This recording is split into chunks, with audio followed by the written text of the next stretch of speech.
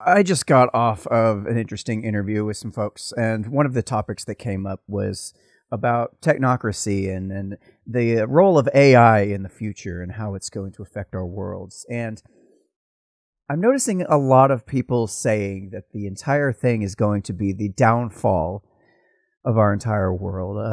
This chat GPT is going to become our destruction, which parts of me thinks and wonders if that's the case. But I'd like to offer some kind of a counter argument to that. There was a video I saw come across where somebody had asked ChatGPT to tell a story about some kind of a dystopian future in which ChatGPT manages taking over the world or something to that effect. And it did a fantastic job creating this exact story. But that's just it. It was creating a story. Does it have any power to do anything? No, not by itself. Just the same as a gun doesn't have the power to do anything by itself. As long as it's just sitting there in your closet, it's pretty much harmless. It's not going to do anything. It's the person using it is the problem. Now, that's the general direction I've been looking at this. It's not so much the tool itself that's the problem, but rather the people who use it. And what I mean is, it's very apparent in some ways that this technology has already been used against us, or at least is very likely that it could be. We have what I think is going to be one of the most powerful tools we've seen in quite some time since the invention of the internet. It is a powerful tool. It is going to be incredibly useful tool in our everyday lives. That's something that will just become almost ubiquitous with daily living. I'm already noticing a number of ways that we can use this technology in a number of arenas. For example, Midjourney.ai. It is a fantastic art generation tool. I am already subscribed to it. I use it almost daily to do a number of different tasks. I use it to create different projects, just whatever comes to my mind. And the thing about it is, it's a tool that helps me take some ideas that I had that maybe I couldn't otherwise do on my own. Maybe I don't quite have the skill set to do it, but now I do. Much like there's a number of tools that are invented nowadays for people who maybe don't have the skill set to do the task that previously it would have taken a much higher skilled person to do. I can think of a number of woodworking tools that fit just this description.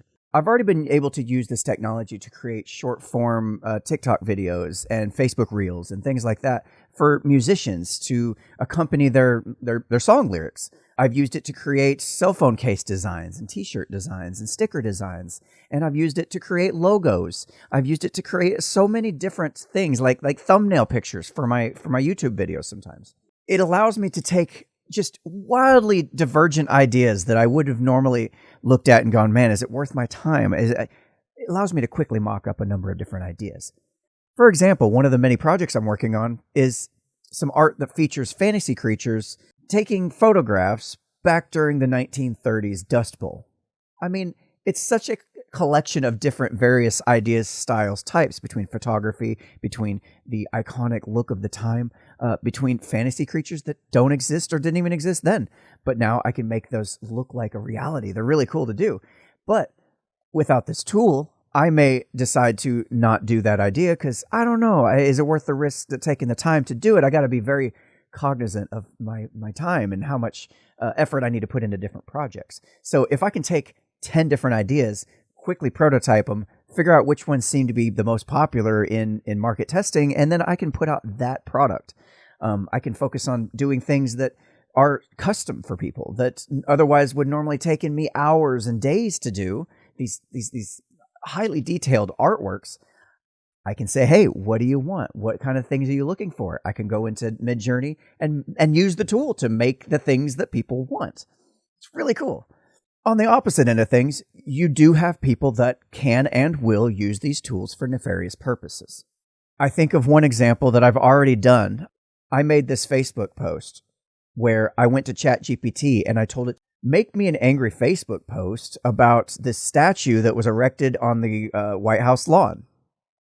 And it has to be something about being satanic or whatever keywords I put into the prompt to make this become a reality. I hit the enter key and lo and behold, I got 3 paragraphs on this terrible statue and this is a travesty and it's got to come down. I went over to Midjourney and I told it to create this statue in this style and make it on the White House lawn. I posted those on Facebook. No comment, no insight into whether it's fake, real, or nothing. I just made it like it was my own words. And it was a little disheartening to see how many people saw this, read it, and had their own commentary about it without even bothering to look it up. I had one person say, guys, this is BS. You should Google it. That was a little disheartening. It tells me that these tools are here. They will be used. People will fall for it. The important thing is making sure that you're not one of those people, because it is very easy to fall for this stuff. Take a few seconds to go do a search for it. Don't Google it. Friends don't let friends Google anything. But take a minute to educate yourself, protect yourself, and make sure that you understand what you're getting into. When it comes to high-profile deep fakes and things like that, these things are going to get better and better, and you're not going to be able to tell the difference. Video alone is not going to be enough to prove whether or not it was real or not. You may need to get video from multiple angles of the same event synced up with each other to know whether or not it's real. But then again, given a few more years in this technology, you may very well find out that that technology can do just that, can create the exact same scene from multiple angles. Fortunately, I don't believe the technology is there yet, but it's one good way that you can tell. I think you'll find that in the future, reputation of journalists and photojournalists and whatnot is going to be of the utmost importance.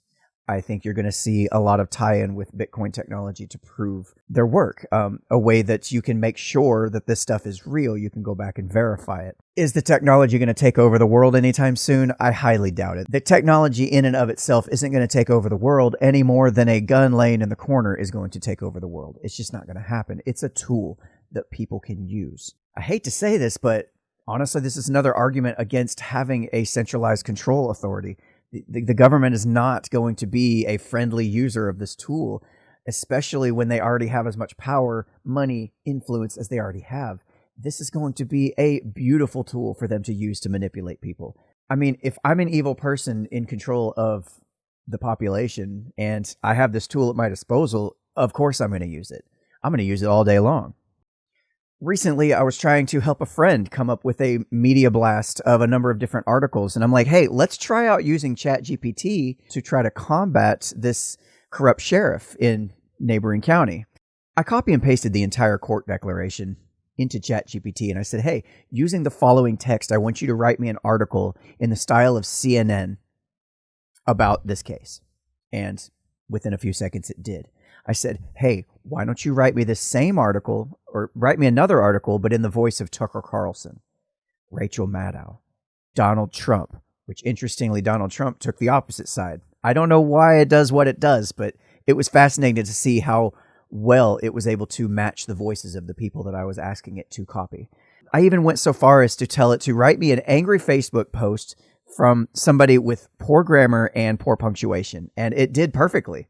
It did it perfectly. It felt just like any normal post I would read on Facebook in that style. Not that it's a style that's chosen. Next, I told it to write me a personal email from the mother of the defendant saying how disappointed she was.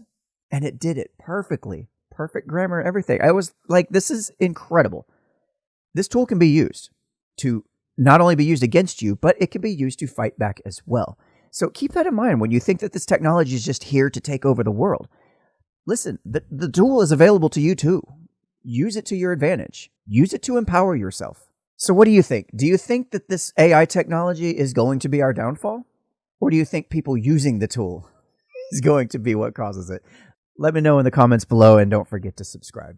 You've been watching the Unframe of Mind show, where we have uncomfortable conversations without a condom. My name is Daniel Wagner. Until next time.